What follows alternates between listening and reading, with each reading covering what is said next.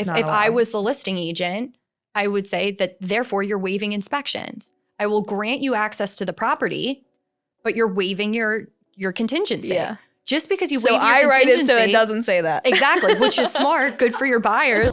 Welcome to the Realtor-ish Podcast. I'm your host, Juliana Gainsberg. This podcast is all about helping entrepreneurs grow their business through real estate and business development strategies. In each episode, my guests and I will chat about the real when it comes to real estate. If you like what you hear, follow us on your favorite streaming platform. Welcome back to the Realtor-ish Podcast. I'm your host, Juliana Gainsberg, and today I have another special guest for you, Katie Lynch. Hi. Hi. Thanks for having me. Thanks for coming. I'm so happy to be here. We're in our birds gear. We're repping the birds. I don't know. Birds, Super Bowl, baby. I don't know when you'll hear this or watch this. However, big win last night. Yeah, big win last night. Yep. We're going to the Super Bowl. It's going to be a Kelsey Bowl. Kelsey Bowl. Love both of the Kelsey. Does it get any better? We love both Kelsey brothers. Ooh, do we ever? So hopefully by the time you're hearing this, we will be Super Bowl champions. And yeah. Let's manifest it. We are into the universe. We are in fact Super Bowl champions. I like that. We're just gonna straight manifest it. I love that. Okay, cool. So first, let's start with how we met, because this is one of my favorite things about my business and in my life. So we met through Keller Williams Young Professionals, which I know, I don't like to talk all about KW all the time. It's not my thing. That's not the reason for this podcast. Of course. However, it is the most amazing group. It is. And it provides a ton of value. It has given me friendships like ours and awesome referral and business partners and a bunch of education and all that great stuff. So, we met the first event you went to, which was the first event that me and my team went to was the Greater PA anniversary party. Mm-hmm. And that was the first thing you ever did with KWIP. Ever. I think we literally joined the group 2 days ahead of that. And I think it's because we saw something on Instagram or something about the party. Mm-hmm. And we were like, oh, what's this? Mm-hmm. And then joined and went to the party. So is your whole team NYP? Yes. Okay, cool. Mm-hmm. That's awesome. Whole team. I love that. Yep. All girls. All girls. All girl women. Gang. Girl gang. Yeah. I call you guys my little mainline girls. Yeah. Every time we're at KW events or we are at any events and I see you in your squad, I'm like, oh, the mainline girlies are here. I love it. Yeah. So that was in January 2022. Correct. Since then, do you know how many referrals you've done with KWIP? Oh, that's a good question. If you don't, it's okay. But you have done a handful, yes, right? Absolutely. I mean, I have one with you right now, just between us. Yeah, that's what I love about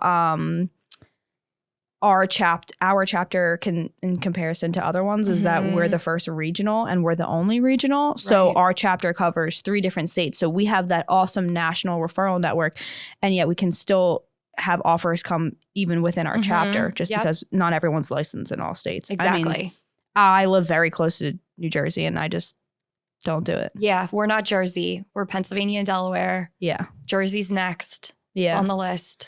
I have the ability to go and get my New Jersey license. Yeah. I just love being able to just refer to agents that is really nice. I'm either friends with and also know will do a good job. Yep. And so one of my main referral partners for New Jersey, this side, Cherry Hill and surrounding New Jersey, is from KWIP. And how awesome is it to just make a phone call and get 25%? Yep. Yeah, I love that. And we don't have Jersey. I got my Delaware because I was sick of giving business away, because there's a lot of people that are looking in Pennsylvania and Delaware. Mm-hmm.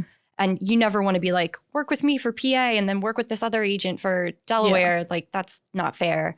But I have, cultivated these really great relationships with New Jersey agents, and I love being able to send stuff back and forth. Yeah. And I never really did that with, I never really established referral partners, even though it was something that KW gave us education on. Mm-hmm. I never really established that with people until I was in the Young Professionals Network, because that was just so pushed. And it was just a very strong presence. Hey, how have access to all these awesome agents all over the United States and outside the United States. Right. And not only do you have access to meeting them, they're also really good at their jobs, and they're investing in themselves by being there. Right. I think that's important to note too, because Keller Williams in general is a massive company, right? Yeah. And you can kind of get lost in the sauce a little bit. For sure. So when we have this community of young professionals, exactly like you said, that are investing in themselves by being part of that community and attending events.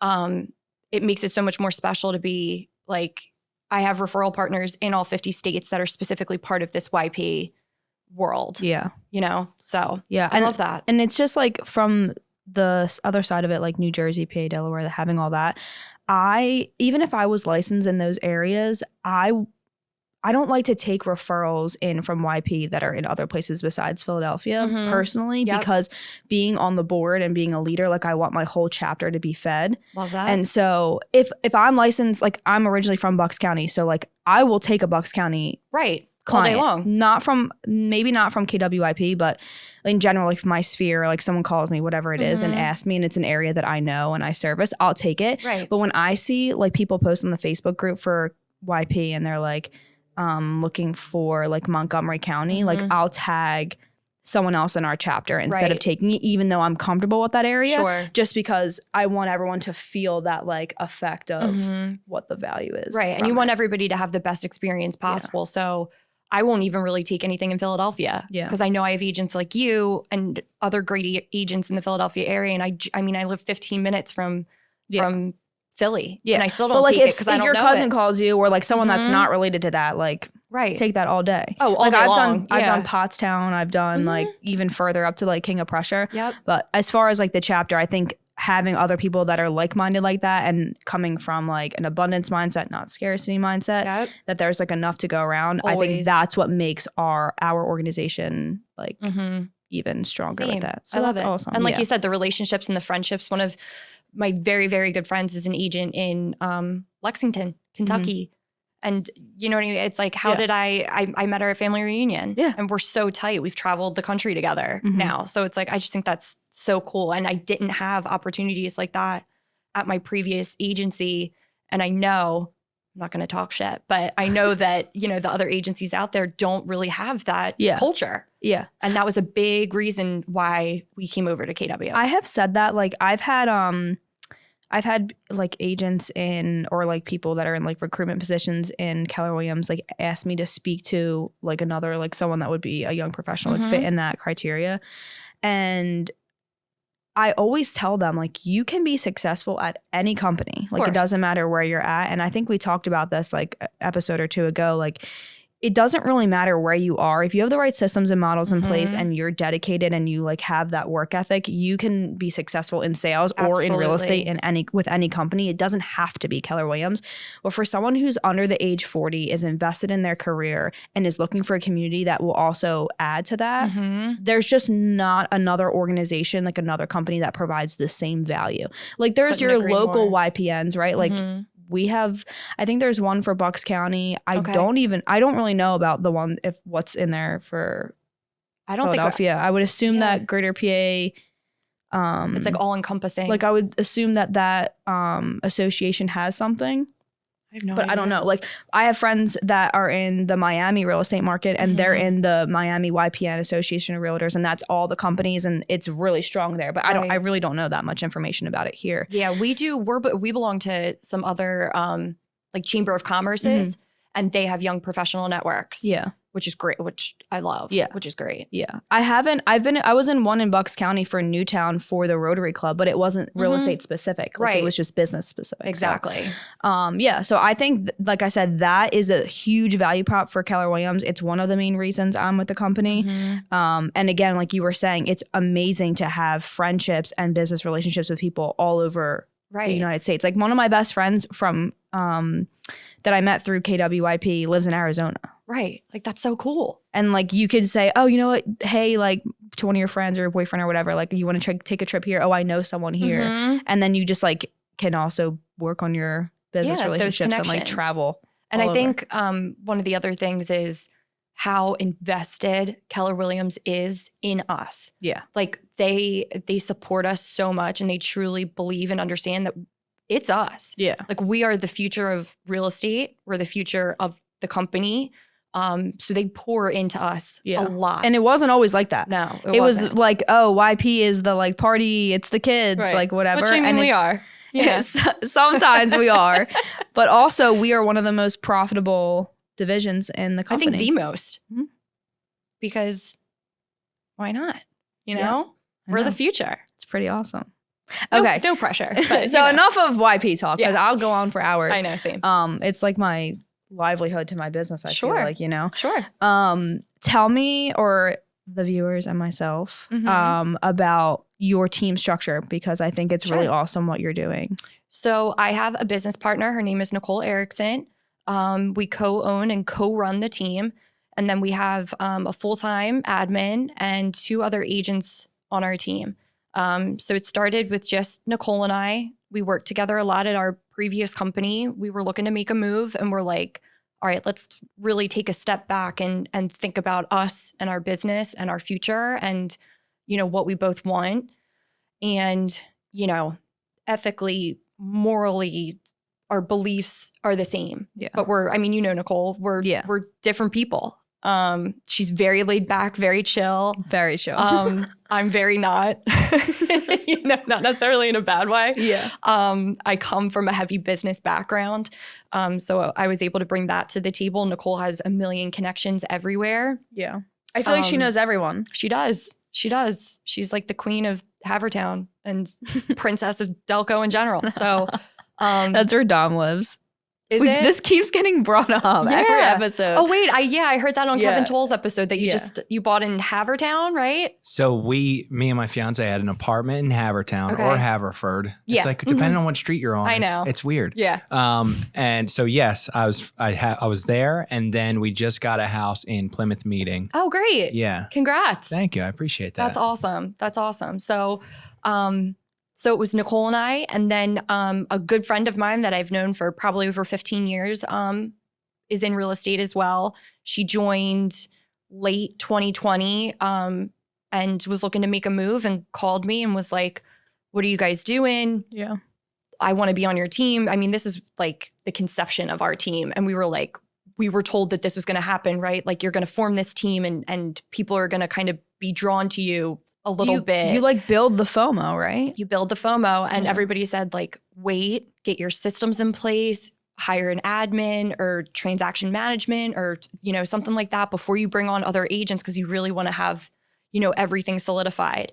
So we were like, listen, love ya, want you to be on the team, but it's going to come with this caveat. Like, just know that you're going to be with us from the ground up, and we're just going to need your patience and understanding. Like, we've never done this before. Yeah. We're going to make mistakes. For sure. And she was like, I love this. I want to be in. Like, I want to be an OG modern group member. Like, this is so cool. Like, this is great. And she was learning at the same time. So, you know, it ended up just working out really, really well.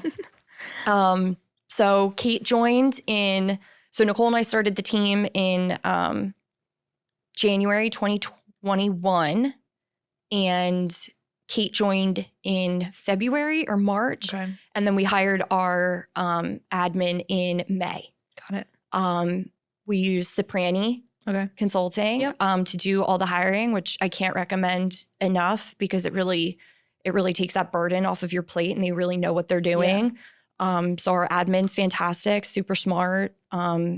She handles all of our social media for our team page. Awesome. Does all of our transaction management and, you know, all the million other things in between. TC, social media, and admin. Mm-hmm. That's a lot. It's a lot. How many hours a week does she work? She's a salaried employee. She's full-time, 40 hours a week. Nice. You know, And she's- obviously she's based in off of- person?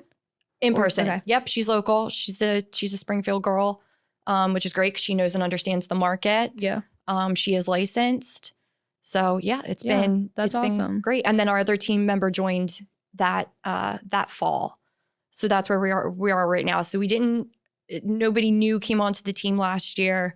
You know, it's something we would definitely consider if it's the right fit. You know, we're definitely going to take our time and make sure that it's a good fit and a good vibe and all that kind of stuff, because we have a really good thing going. Yeah. So we don't want anything to come in. And you want to make sure they match your culture and all of it. You know, mesh well with the other people. Exactly. I think the hiring process is very hard. It is. I don't think people think that it's as hard as it is. Yeah. And it's so bad to make a bad hire. Right. Like, detrimental. It is. Yeah, it is. It really can be. So that's why we were like, we're going to stick to what we know, which is, we're small business owners, right? At the end of the day, which is something we should talk about, the fact that not a lot of realtors know and understand that you're running a small business and everything that it takes to make that happen. But we're like, let's stick to what we know, and that's building relationships and selling homes.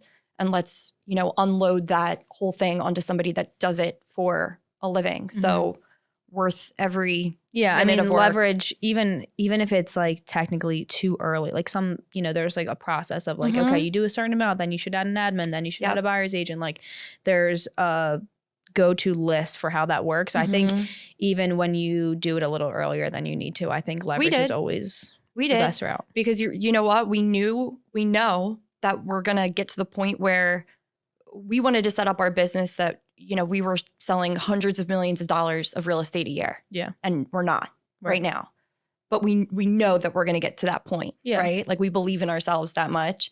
So I was like, let's just kick things off with setting up those systems and processes and support now. Yeah. So that when it happens, like we're not going to skip a beat. Like we're going to just be able to roll right into it. And then if we need to bring on extra help, like maybe we unload the social media stuff or we unload the TC stuff, to somebody else. Yeah. But right now it's good habits and the ability to have leverage that will help you grow. You can't grow without it. Love leverage. Yeah. Love that word. Love that concept. Loved everything about it. My coach has a VA that works like 40 hours a week, whatever it is. And it's interesting to see the tasks that she gives the VA because it's like sometimes it's things that are so minuscule, but it gives her so much time and energy to focus on things that are income producing. Like it could be something as minimal as like booking a flight or like answering an email or something like that. All day long. It's just like she doesn't have to use any thought or brain power for those little things. Right. And that allows her to do the things she wants to do. So even like your list of things that you want leverage out to your admin may not be the same as someone else, but you just go ahead and make a list of things that you don't want to do. Yep. And that can provide so much time and energy and value to your business and your life. Right. Like, I think that's such an amazing add-on.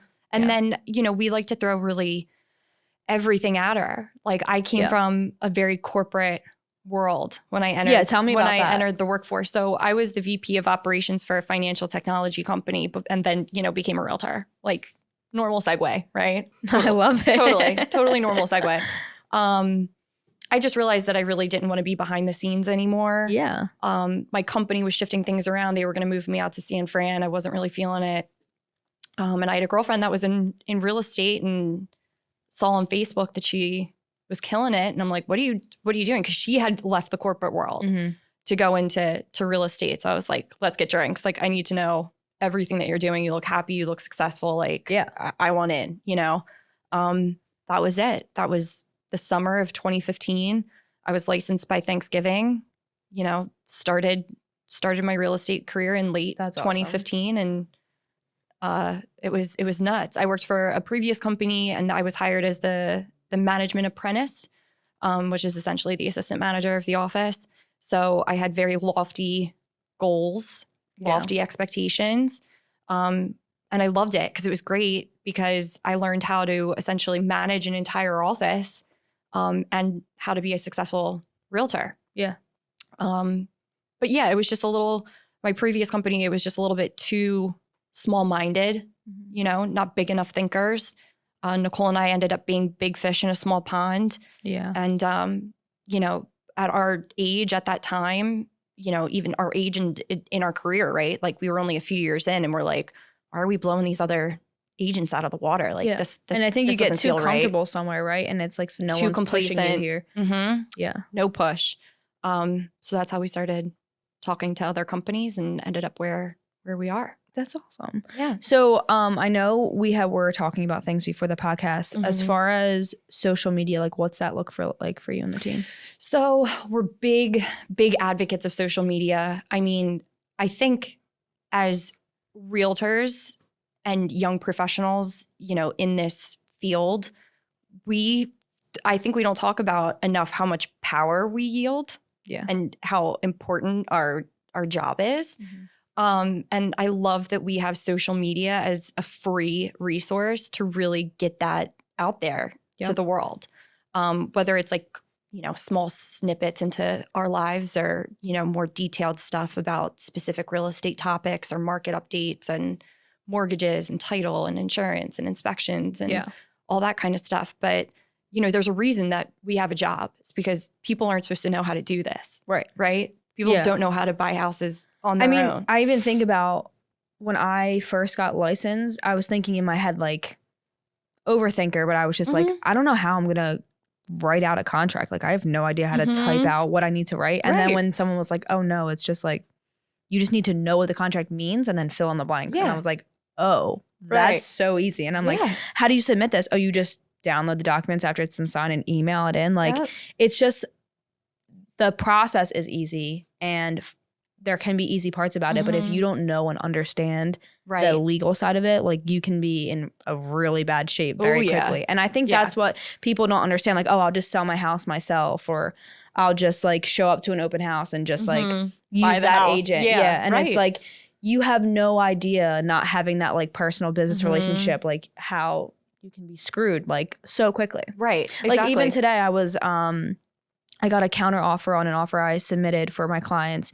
and they wanted us to make up the difference in appraisal. So that basically means if you're not in the real estate world or you don't know this yet in your business, if I want to buy a house and the mortgage, I'm getting a mortgage for $550,000 and the appraiser for the loan comes out and says this is worth only $545,000, then the seller may be asking me to make up the difference in cash. So that means I need to bring an extra $5,000 to settlement in order to get the house. Now, that doesn't always happen, right? Like sometimes if it appraises less, we'll just write an offer or we'll change the offer to the amount that it appraised to.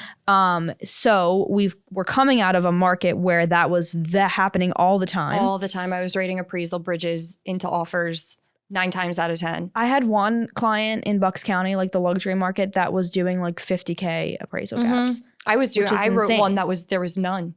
Yeah, like they'll just pay whatever. There was no limit. There was no limit. It's crazy. Yeah. And we still didn't get it. People just throwing cash around. I know. I had a lot that were like that in like the luxury market in Bucks County with these clients for a while. And I was just like writing these like offers, like thinking to myself, like, this is a lot of money. Yeah. This is just crazy. So anyway, the people countered and they want us to cover up to $2,000. Okay. So which is like not that much money if you think of it in the grand scheme of things. Sure.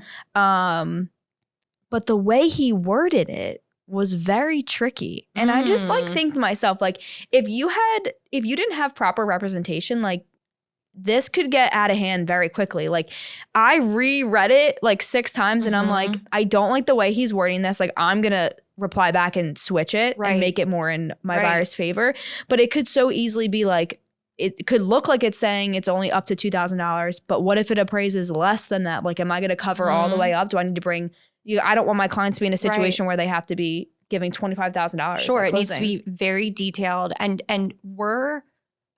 technically, legally speaking, if you talk to any attorney, specifically in real estate or any contract law, they don't want us writing anything in. No. Right? And it's crazy. Don't add shit in there. What does it say? It says in the change in terms addendum or like an addendum endorsement, it says like changes in like proper English or something. Like it says something like use like understandable language. Yes, because the Pennsylvania Agreement of Sale is specifically written so that you don't have to be a legal professional or a real estate professional to understand it. Like, they went to great lengths to make sure that it's very we easy start to filling understand. things in. And then we come in and we're like, appraisal bridge up to this, not to exceed this, and under these stipulations, under this date and this person. And it's like, whoa, it was like, I've written the ones that are like, let's say that we're going to have the home inspected, but we're not going to negotiate. It's just going to be a yes or no. Like, we'll take it as is or we don't want it. We'll see. And that technically, if I was the listing agent, I would say that therefore you're waiving inspections. I will grant you access to the property, but you're waiving your contingency. Yeah. Just because you waive your contingency. So I write it so it doesn't say that. Exactly, which is smart. Good for your buyers. Me as the listing agent, I would go back and be like, great, here's written approval from my sellers that said that they will grant you access sometime within the next 10 days. Just let us know when you're available with the inspector, who you're using, and we'll let you in. But that contingency is going to be waived. This episode is brought to you by Castle Public Adjusters. If you have fallen victim to property damage, Castle Public Adjusters is your first and only call to make. They will make sure that you get the maximum compensation for your property loss. And remember, avoid the hassle. Just call Castle, 215-752-1237. Because that's what you're writing. What if they initial the inspection boxes for not waived elected? Right, then it's elected. So what did you write in? So this is what I do. I elect the ones that they want. And then on the last page of the agreement to sell, I say, buyer and seller understand that buyer is doing inspections for educational purposes and will give a yes or no answer following the findings of the inspection. Okay, so meaning that you can still get out. Yeah. Okay. But I will not ask you to give me a credit. Got it. So that way when the sellers accept the offer, they know that they're netting whatever the amount is that they're going to net because we're not going to negotiate. We're just going to say, hey, we want it or hey, we don't want it. I've done what I call inspection deductibles. Unless the cost to repair or replace any single defect or safety hazard is found exceeds $2,000, $20,000, whatever it is, we are not going to ask. Now, I don't like to do this because we're getting real into I didn't know this was going to go this route, but I'm fine with it. I don't like to do this because I have people like to work with me because I write good offers and it's fine. Sure. And I'm very meticulous about it. I break things down. I try to make it as easy for the listing agent to do their job as possible. That's my contribution while also protecting my buyers.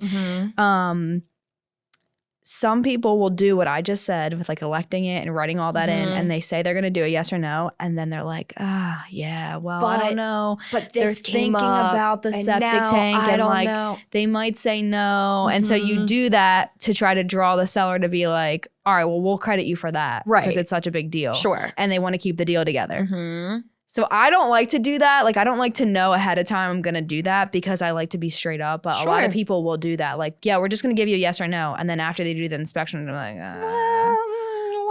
this septic tank failed and that's $50,000. Sure. So, that's a big one. Do you deal with a lot of septic tanks in your area? I probably dealt with a few. A couple. He's laughing at me. Yeah. I know a realtor question. I know more about septic systems and all the different components than anybody should really, besides a septic professional, should really know. I know too much about it. Yeah, I've had a handful. It's a blessing and a curse to know. Now that I work, now that I do more business in Philadelphia than Bucks, I don't have to deal with them, which is great. And another plus about the city is if it's stucco, 9 times out of 10, it's stucco over brick. Yeah, because those buildings are so old. Same with Delco, unless it's a newer construction. Yeah. When you see stucco, 9 times out of 10, it's going to be stucco over block or stucco over some kind of masonry. So that isn't water. Right. It's not. It's usually not an issue. However, let's get into it. So, however, in these old homes, you have to keep in mind too, if they've had their windows replaced, more often than not, they don't fit the original size of the original windows because the dimensions have changed. So therefore, they're cutting out bigger pieces and they are probably putting wood behind them. So that could cause issues later down the road, specifically around the window. But again, we're getting into it. We're getting into it now. Even my house in Fishtown, I have stucco over brick, which is silly in my opinion. Right. I don't know why they decided to do that at some point in time. It was an aesthetic thing, or maybe it was cheaper. I don't know. On my back, in my backyard, there's a spot where there was a window before they redid the kitchen. Okay. And they just there's cabinets there now, but you can see the square around the stucco part, and it's starting to separate because. But if you look behind it, it's just brick. Right. So it's not that big of a deal. I'll get it restuccoed at some point, but as far as water getting back there, it's whatever. Right. But when I was doing more in Bucks County, there's a ton of builders that are known for doing bad stucco work. Sure. So then you get into the neighborhood and you're like, well, I know this listing is gonna original and they're big stucco. ones. They're big ones too, guys. They're the builders that we all know, that we've all heard of, that we've driven by their neighborhoods, and they've had to pay out billions of dollars to reskin people's houses. I've had up in Harleysville area, I sold a house that was in a very desirable neighborhood on a golf course, and the entire neighborhood was, everybody redid their stucco. Yeah. Everyone had to do it. And the builder probably paid for it.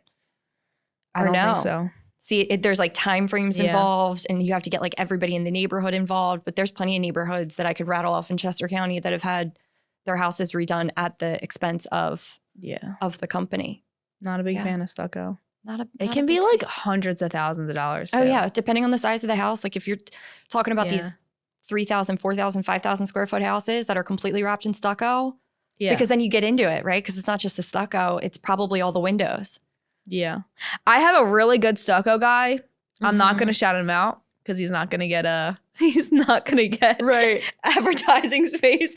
Right. No, but I have a really good stucco guy, and if you need somebody for stucco, Slide in the DMs. Refer you. Yeah, I will refer you to him. yeah. I hope he sees that and it's like, damn. Like, come on, Juliana.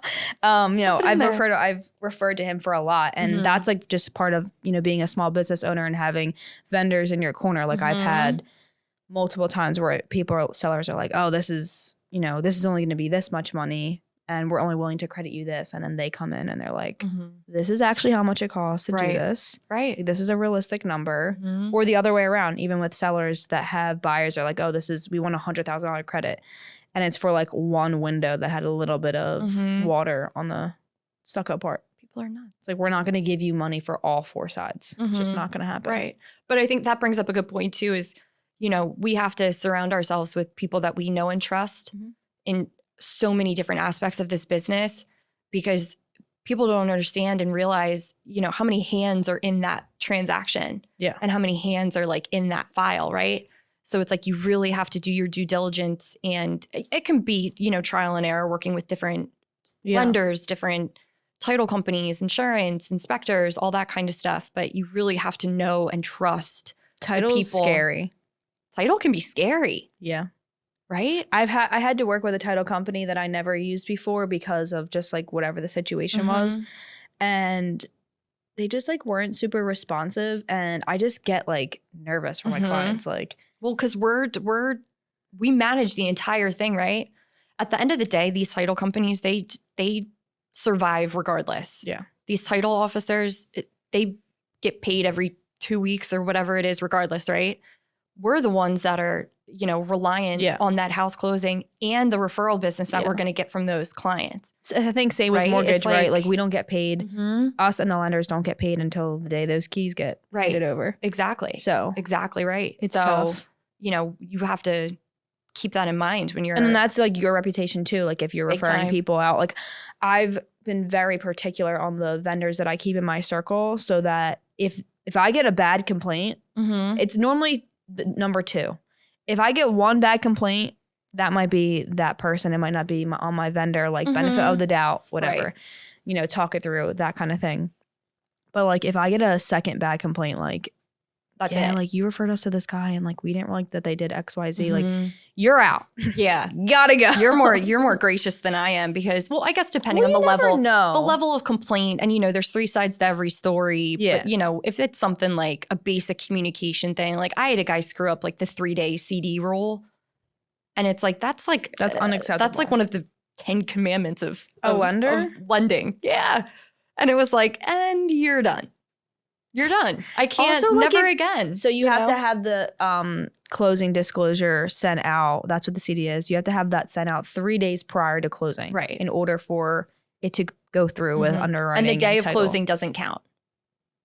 I don't know. I don't think the day of closing counts. I honestly have no idea. Pretty sure. This is why we sell houses and don't lend on them. Yeah, exactly. No, and I actually love when clients ask me something that's like super in depth on the lending side and has like nothing to do with me, because I'll learn from that. And also it gives me that another opportunity to say, hey, go ask the lender that you're working with stay in this our lane. question. Yep, we gotta stay in our lane. Like I would tell you, I'll be the first to tell you if I don't know something. Oh, of like course. I'm not going to make up something that doesn't make sense. Never. I'm going to tell you I don't know and I'll find out, or I don't know and that is a lending question. Let's refer to example Kyle for that.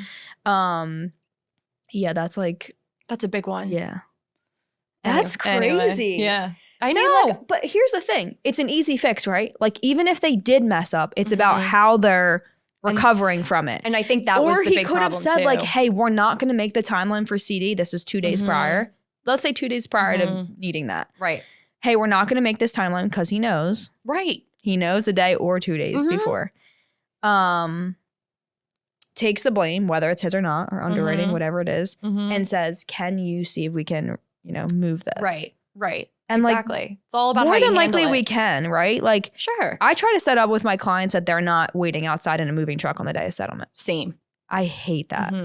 Like, if but there's we can, such a cascading effect, right? Because it's like, that's the thing that sometimes, underwriters specifically, like, maybe don't understand. Again, they're kind of just sitting, in the background behind the scenes, working on their files and blah, blah, blah. If something gets screwed up somewhere, but it's like, say my buyer was buying a seller's house, and later on that day, that seller was then buying a house with the proceeds from the sale. Yeah. And now if we're pushing back a day, now they're pushing back a day. Like, it could be such a cascading effect. And you're talking about movers, moving trucks, utility. Like, what if they're home? They have nowhere to go. Like, they moved out of their house. Where are they sleeping tonight? Like, so you know what I mean? It can be such a huge one of a friend of mine that's a realtor had like a situation like that, and she ended up like putting her client, paying for her clients to be like in a hotel. Yeah. Because it was the sale of their home to buy the one that they were buying with her. And then those sellers were selling their home in order to buy their next one. So there was 4 deals in a domino effect. Yep. And the sellers got backed up on their purchase, which was backed up by the people they were buying from. Right. I think it was even 5 deals at that point. Oh, gosh. Like, that is crazy. And that just goes to show, like, again, we don't get paid until we get paid. Right. Like, when they say, like, oh, like, your back tires are off the lot, like, that is literally real estate. Yeah. Like, we don't get paid until it's all finally done. Which is, it's just crazy to think about, like, all the moving parts. And people don't get that either. And that's what's important about having everybody in the circle is, like, I know that if I'm working with title and lending that I've worked with before, that know how I work, know how I like my things done, they're already going to work well with me. And that's why it's like, it sucks for us when the clients already have relationships established with certain people in that world. And obviously I'll do my best to just make sure that it all still runs smoothly. Always, and it normally does for the most part. But being able to, like, even just now, like, I had, right before we started recording, I called my transaction coordinator, like, hey, can you write this up for me? Like, we need to get this moving, whatever. And she already knows that like, the title company that we're going to use is, my preferred, and they already know how we like everything done. The lender that I'm working with on it always gives me a closing estimate, because I think it's crazy. Anyone out there that's buying a house, if you're listening to this and you're not a real estate agent, if you are buying a house and you're working with a big bank, let's just say, I don't really care, I'll call them out, Wells Fargo. And they do not give you a full breakdown of what your monthly payment is going to be, fire them. Like, literally fire them and go somewhere else, go to a local lender, or even if it's another bank that's willing to do that. I don't know how you could ever get a pre-approval and say, okay, yeah, I'm just going to go start shopping around for a house, and I have no idea what my closing costs are going to be. I have no idea how much my monthly payment estimate is. None of that. Like, and I've gone into a screaming match on the phone with a Wells Fargo lender about this. And he goes, well, I can't take my laptop home on the weekends. Guys. I said, no. What? He's like, well, I can give you this estimate, but I can't give you like an updated one until Monday because I don't take my I'm not allowed to take my laptop home. That's what he said, because I guess the bank like owns it or something. And I was like, well, what if that's true or not? I don't really care, because that's unacceptable. I'm not going to let my clients, my first-time home buyers, put an offer and get it accepted and not know how much money they're going to need. Like, what if they're not comfortable with that? Also, what if they're not comfortable with their monthly payment? Just because you say on your basic pre-approval with 3 things on it that they can spend $300,000 on a house doesn't mean that they have a lifestyle that will be able to afford them whatever that monthly payment is. Are you talking to them about where they're looking to buy? Because if they're looking in Aston versus Garnet Valley, the taxes are going to be twice as much. So they went from being able to afford a $300,000 house in Aston, but now they can only afford $225,000 in Garnet Valley. So I got into a big argument with a big bank lender about this. Yeah. And he was like, I've been doing loans for blah, blah, blah, blah years. I've never. Don't you love that? Don't you I said, I don't really care how long you've been doing loans for. Don't you love that? Oh, It's like, I've never had to give a closing estimate before we're under contract. And I said, listen, I don't care that you never had to. And I don't care if you ever do. Right. I was like, I'm asking you for something that you do. Right. I can give them a closing estimate. I can give them a buyer's net sheet. Like, that's fine. I'm fine with doing that. But my numbers are not going to be right because you're the lender. Right. And you know the numbers. That's your job. And I don't. Right. So I can give them an estimate that's not going to be right and give them false information. And if I have to, I will. Right. I'll do my best. I'll look over other ones. I'll put the taxes in. Sure. Like there's a whole like calculator that does it for you. To be fair, we can. Like we can get pretty dangerously close. But again, stay in your lane. Right. I just don't want to. Lane. Like it's not my job. Right. I don't know the numbers. Why should I be prorating taxes when I'm not a lender? Like, I don't know if I'm doing this right. And I want to provide the exact information as close as possible. And then there's the other thing. So points and fees and origination and maybe they want to do a rate buy down. Or maybe they want to do all this stuff that is literally I have to go get a license for to be able to do. Like, I'm not a mortgage lender. Right. So that's like what drives me crazy. However, my partners, my lenders that I've worked with, I have 3 total. Yep. So for different reasons, different programs or whatever. They know that as soon as they pre-approve someone, I refer them. They email me the pre-approval letter and an estimated closing cost sheet based on the areas that they're working in. Yep. And that way my clients are fully educated and prepared to go out and make offers. And like, it has nothing to do with making my job easier. Like it has everything to do with educating my clients. And making sure that they have the best experience possible, right? Because by the time you walk into a house, you should already be very aware, educated, and comfortable with how much you're spending, just to get into the house, down payment and closing costs, and that monthly payment. Those are the 2 numbers in a real estate transaction that matter. I don't care about the sticker price. It's the check you're writing every month to be in that house, and it's the big fat check that you're bringing with you to settlement. If you're comfortable with those 2 numbers, the sticker price of the house doesn't matter. Yeah. Ultimately, at the end of the day, it doesn't matter. So unless you know that going into the house, at least pretty close, then it's just going to make for a terrible experience. Because if you only need 3.5% down, like you only need 3.5% down to buy a house. Yes and no. Right. Yes, that is your down payment. But what about the extra 10 to 20 grand? Right. For your closing costs.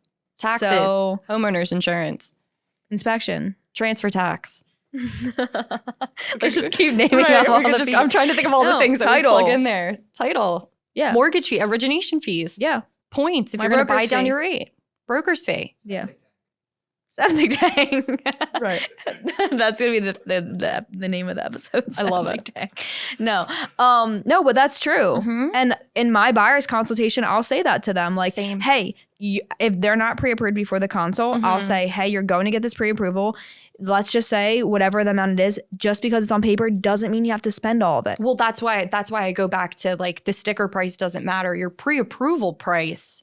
Yeah. Pre-approval budget doesn't matter. Because, I mean, you could be pre-approved up to $1 million.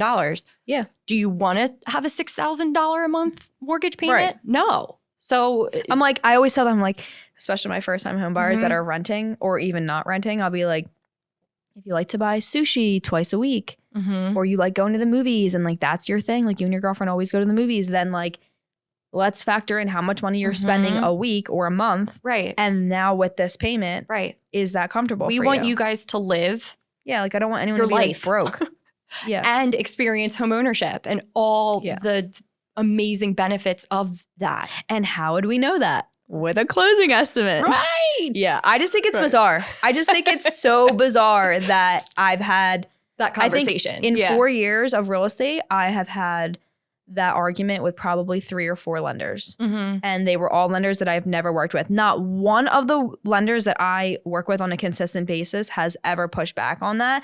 And that's because they provide top tier service to their Same. clients. Same. It's critical. Yeah. It's critical to our success. It's critical to our clients. I have had one lender one time that was trying to get my business. I said, the only way I'll send you business is if you do that. And they were like, well, like when they find the house that they like, no.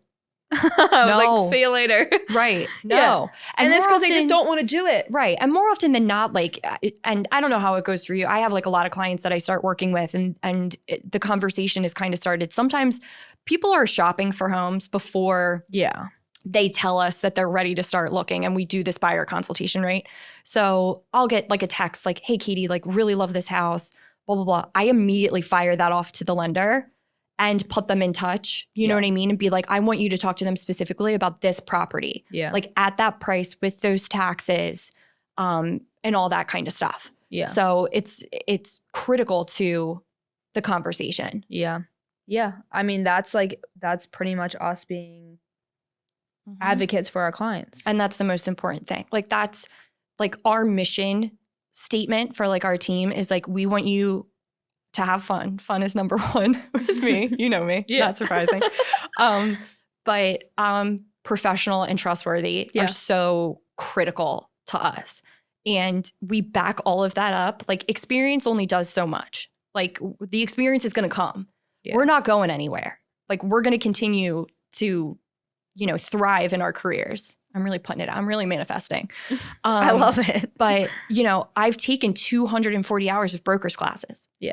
I take every single class I possibly can. I think we were talking about this before. Like, you're a huge advocate of all the classes that are offered at your office, at the local board of realtors, other offices, other companies, lenders that host lunch and learns, title inspections. Like, people don't realize, like, we don't spend all day, every day out there showing houses. Yeah. I'm most likely every day I'm in some kind of education. Some kind of course, some kind of class, a webinar, an article, catching up with my lenders, talking about the rates and how they're changing. Like, we're doing all of that on the back end so that we can give our clients the best anytime service I'm and experience. Not available for an appointment, I'm like, yes, I budget or I like time block in personal things. Well, obviously, we have to live. A lot of the things that I travel for are education or networking based, which all comes back to my clients. Right. So we're doing that, and it gives us the confidence and the knowledge. Like, I will never stop learning. Yeah. It's so important to me. I love it. So we're coming up on time here. One thing I don't remember what episode. I think it was with the relationship building episode, but I said we should leave it with the listeners, and that should be like a segment.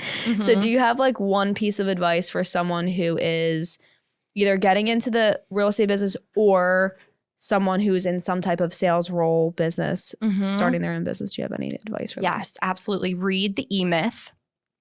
It's a fantastic book. It basically, like, the crux of it is just because you're good at making pies doesn't mean you should open a business and start a business making pies. Okay? Got it. Bring in the professionals around you that know what they're doing. If you're thinking about getting into real estate, education's the most important thing, but make sure that you have like an amazing accountant.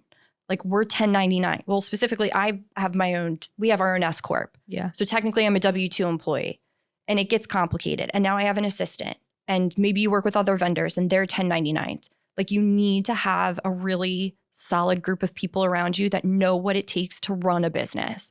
Marketing, accounting, you got to know how to keep your books. You got to know how much money you're spending on marketing, and everything else. Like, you have to know how to budget, how to figure out what your profit is, all that stuff. And if you don't do that from the jump, you can really get yourself not only in some trouble, but financially, you could be throwing so much money away. For sure.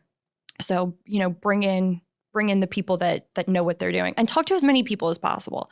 Talk to, specifically real estate, the vibe and the culture is going to be different everywhere you go. Yep. So talk to everybody. Just because you have a friend that works at KW or you have a friend that works at another one. Yeah. I tell people that don't go there just because your friends are there. Yeah. I mean, maybe that's a reason. Put that on the pro list of the pro con list. Yeah. But make sure you're meeting with multiple members of that office, figuring out who leadership is, stalking them to see what kind of business they do, look at their socials, see if they match your energy and all that kind of stuff before you make a decision. Yeah. That's good stuff. Is it good? I hope that's good. I love that. All right. Okay, well, that's it for today. Do you want to give them your social media? Social media, Katie Lynch Real Estate. And then our team is the Modern Group at Keller Williams Main Line. So that's themoderngroup.kw on Instagram. Very aesthetically pleasing. Big fan. Yeah. Love it. We worked hard on that, man. I love it. Yeah. So if you're not following me already on Instagram and TikTok, Instagram is Jewel_the Realtor, and TikTok is just Jewel the Realtor. And then follow on all of your favorite streaming platforms for the podcast. And we'll see you guys next time.